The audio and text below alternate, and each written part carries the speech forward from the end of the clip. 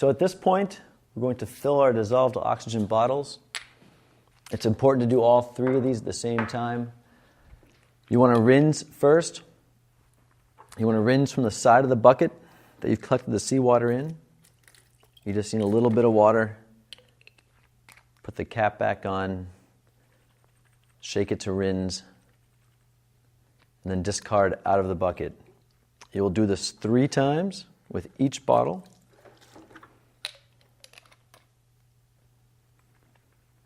This makes sure there's nothing left over from the previous sample, nothing that can contaminate this sample.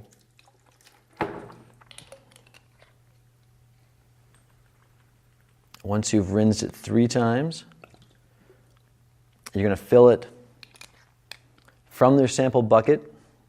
You need to make sure that the cap is on tightly before you collect your sample. The jar is completely submerged. You then remove the cap, let all of the air bubbles escape the jar, as you can hear.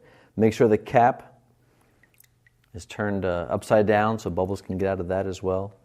So you're filling your jar completely immersed in the bucket. You want to cap it while it's in the bucket. So it comes out capped and full of water. You want to check this to make sure there's no air bubbles in it, which there shouldn't be if you filled it completely and capped it while it was underwater. You'll do that for each jar all at the same time. We're going to rinse this one again 3 times.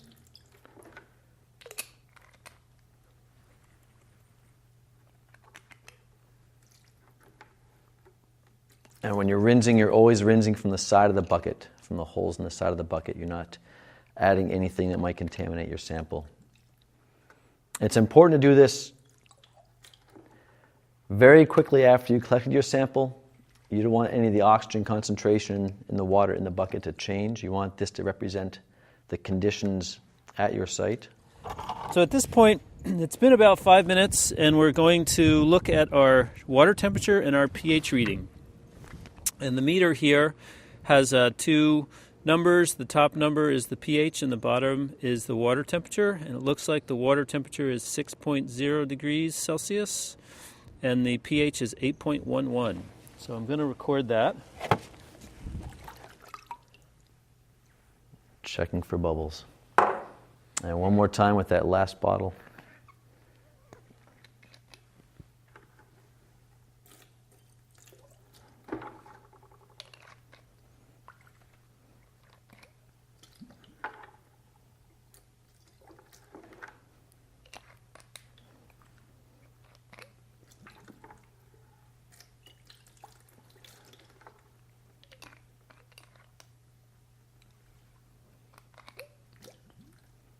And again, it's cap on, jar in the bucket, underwater,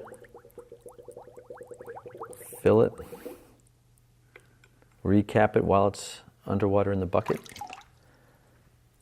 and check for bubbles. So at this point, the jars are ready to be fixed. We're going to add 2 chemicals right now to all 3 jars at the same time. You don't want to do one and continue. You want to add both reagents all at the same time. The reagent bottles are marked nicely, 1, 2, and 3. So you start with number 1, of course, the manganese sulfate. You add 8 drops.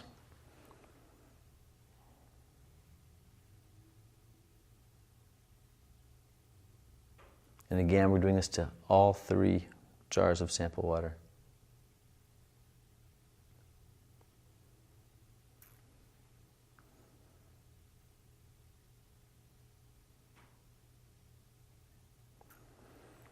We try to be consistent. We rinse everything 3 times, and we always add 8 drops.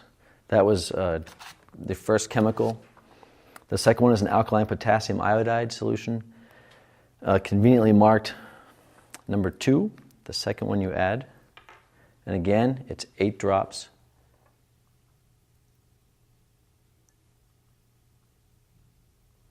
And we do this to all 3 jars.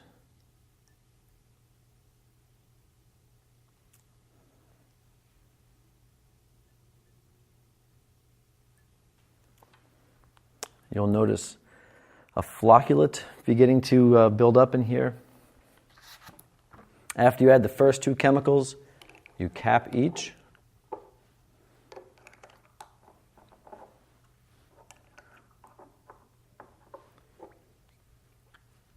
And shake.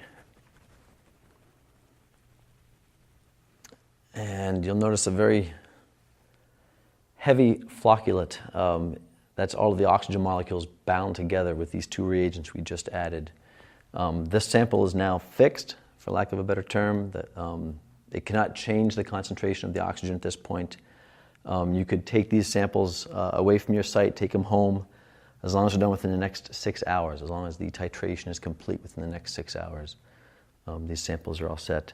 What we have to do now, we will shake all three of these. It gets very cloudy. We have to wait until this cloudy layer settles out, and you'll notice that it will settle out. You'll have clear water at the top and this flock layer at the bottom.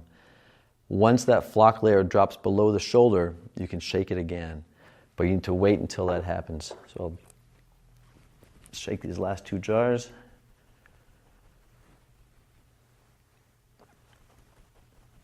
And it needs to be a pretty vigorous shake. You're not going to damage anything.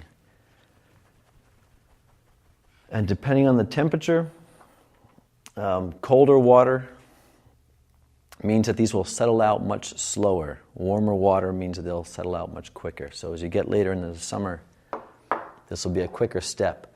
But for now, we have to step back and let these settle at least below the shoulder. And then we can shake it again, let it settle a second time, and then add our third chemical. So while you're letting these settle, and you can set these back into your kit and allow them to settle. Now those things, since they've had the oxygen bound up, they're good for up to 8 hours before you do the next process, which is called the titration. In this state, they're quite stable. It's when you add the next chemical, which is the sulfuric acid, that eats up the precipitate. They're typically good for about 45 minutes. So in this state, it's good for about 8 hours. You can go on and do your other tests, and then at your leisure, you can do this back at home. Do it in your kitchen sink, in an area where things are stable. It's not as windy, not as cold. Much better place to do it.